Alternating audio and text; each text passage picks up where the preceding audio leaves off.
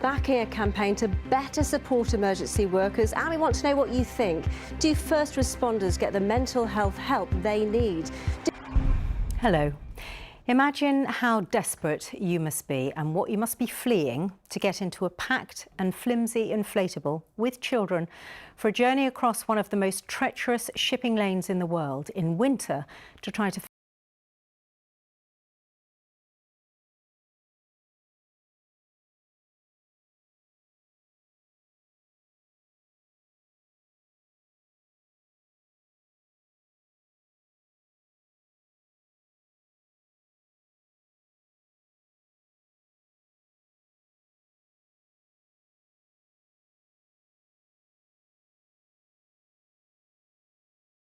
Good evening and welcome to 5 News with me, Sian Williams. And me, Andy Bell. Our headlines tonight: victory for a police widow who campaigned for tougher sentences. Lizzie's husband.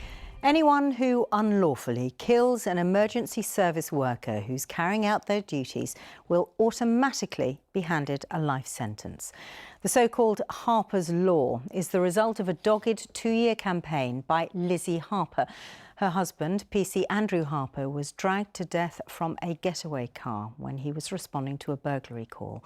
Existing laws meant his killers couldn't be given longer sentences. Lizzie said others like him, who risk their lives in the line of duty, deserve extra protection. But not everyone welcomes the change. Peter Lane has more. Now, you don't often see political leaders working together in public in Glasgow today, though. First Minister Nicola Sturgeon and Scottish Conservative leader Douglas Ross made a joint visit to a drugs recovery centre. It started with a row about Scotland's record level of drug deaths and the reasons behind it. Alan Jenkins was there.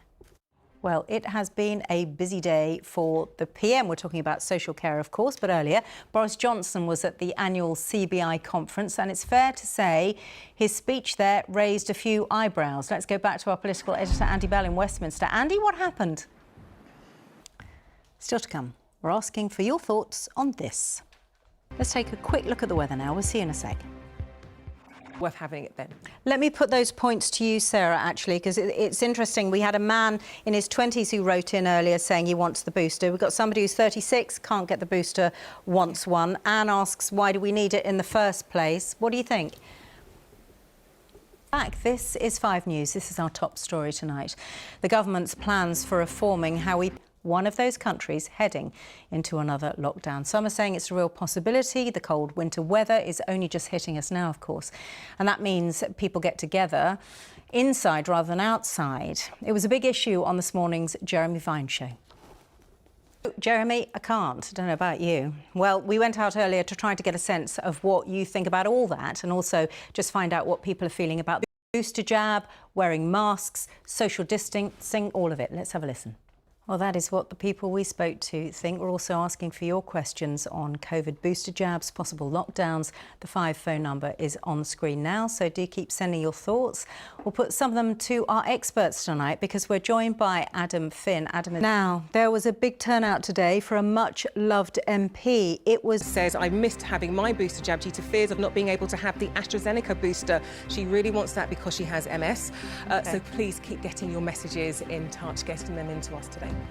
Plus, is it right that Adele can control how you listen to her album on Spotify? She's asked the streaming giant to disable the shuffle mode, and they did. Let us know your thoughts on that too. And Claire's got the forecast. People aged 40 to 49 can now book their COVID booster jab if they're eligible. The Prime Minister has once again stressed the importance of getting the 3rd dose, and he insisted he's not looking at another lockdown. In other European countries, though, the rules are being tightened to tackle the rising cases, and that has led to angry protests. As Peter Lane now reports. Williams. And me, Claudia Liza Vanderpoy. Our headlines tonight.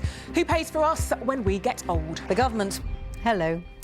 When you or someone you love needs extra support with things like washing, dressing, getting out of bed, taking medicines, it's called social care. But the system is struggling to meet the demands of older, vulnerable and disabled people. And there have been huge questions over how much the individual should pay. Tonight, MPs are debating a plan to put a lifetime cap on the amount. But the critics warn the new proposals mean that those with fewer savings may end up using a bigger proportion of their own assets than better off people. Our political editor, Andy Bell, explains.